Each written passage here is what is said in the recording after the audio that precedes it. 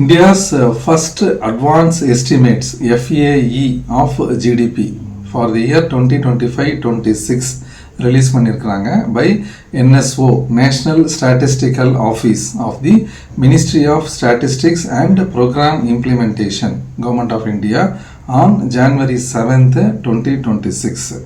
இப்போ these estimates will be used by Ministry of Finance for its budget calculation, budget preparation க்கு இந்த first advance estimates உடைய டேட்டாவை use பண்ணுவாங்க.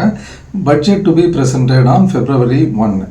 Key highlights of FAE, first advance estimates of GDP என்னன்னு பார்த்தோம்னா real GDP growth 25-26ல 7.4%.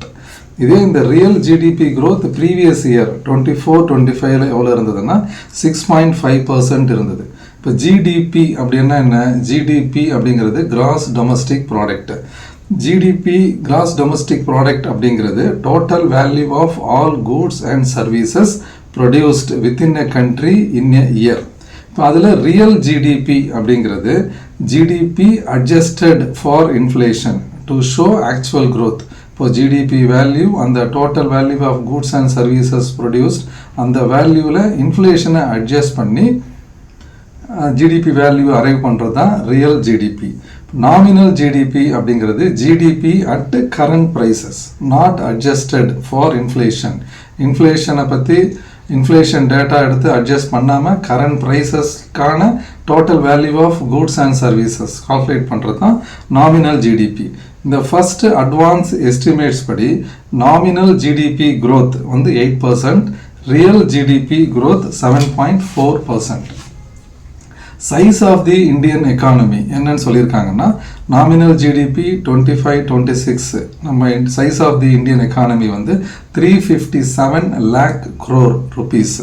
இதே நம்ம dollar வேல்யூவில் பார்க்கும்போது India's GDP value is $4.18 trillion. அந்த வேல்யூ படி India is the 4th largest economy in the world.